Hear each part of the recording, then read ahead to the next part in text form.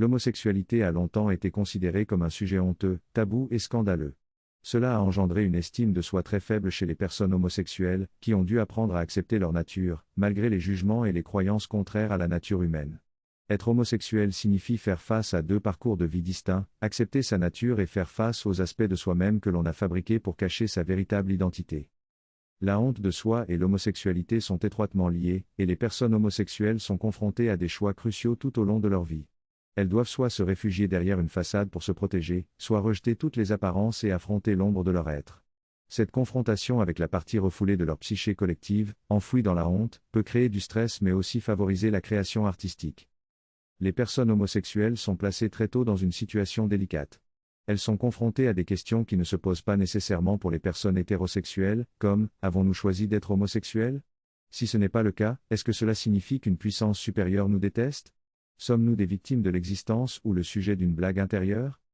L'homosexualité a un rôle plus profond et spirituel, celui de guérir une blessure existentielle et collective. L'homosexualité questionne le concept d'être mauvais pour avoir des sentiments jugés wrong, provoquant ainsi une baisse de vibration et une amnésie spirituelle. Cette division de soi, cette déconnexion d'avec notre totalité, nous maintiennent coincés dans les dimensions inférieures de notre être.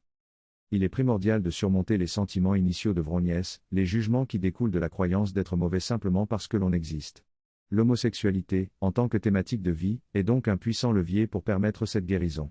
Elle oblige l'individu à se confronter à un monde conçu pour l'invalider, car nous sommes dans un univers en création, où nous sommes des conduits d'énergie en mouvement.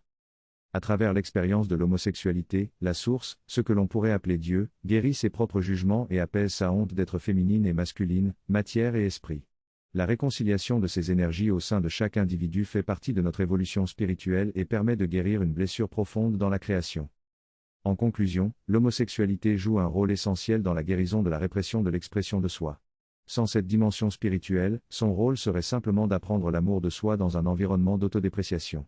Cependant, grâce à cette saga surnaturelle en jeu, l'homosexualité contribue à une véritable guérison collective. Le voyage que nous devons entreprendre est d'apprendre à aimer le soi de manière plus profonde et plus complète, à tout prix. Dans un monde où l'on nous pousse à croire que nous avons tort et ne devrions pas être ce que nous sommes, cette leçon n'est pas exclusive à la sortie du placard. Elle prend la forme de rester dans le placard pour se protéger, car c'est la réalité à laquelle les gays sont confrontés depuis des siècles. Personne n'a échoué dans sa mission d'âme, nous avons simplement appris différentes versions de ce que signifie aimer.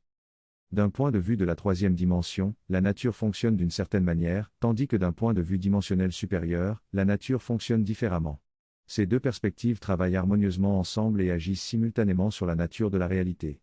Par exemple, la manière dont la nature opère dans la troisième dimension est le mieux traduite à travers le prisme de l'anthropologie culturelle, où la procréation est la principale préoccupation de la nature pour assurer la survie de notre espèce.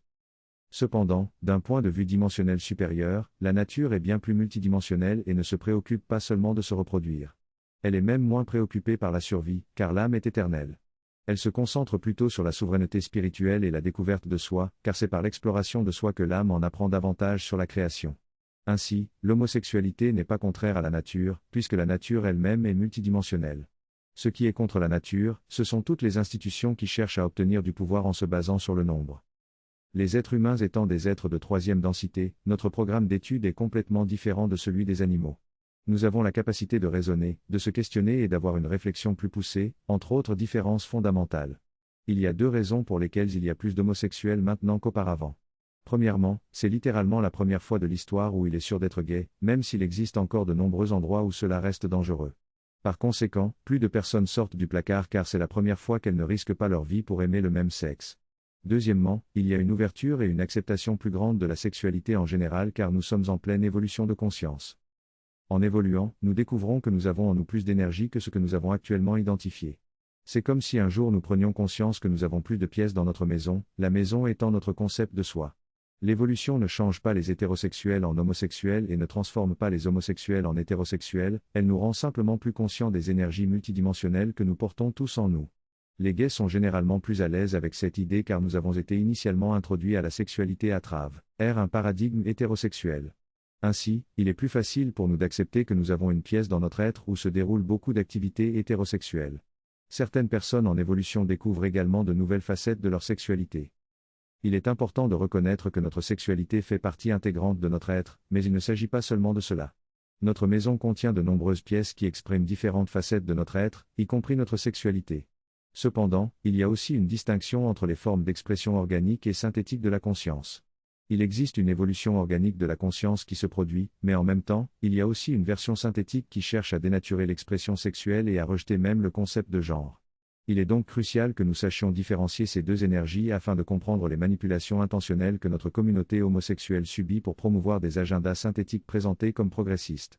Il est nécessaire d'être conscient du lien entre le genre et la technologie dans l'ère du Verseau et de ne pas céder à ces manipulations politiques. « L'homosexualité » est utilisée comme bouclier humain pour pousser des agendas d'intelligence artificielle.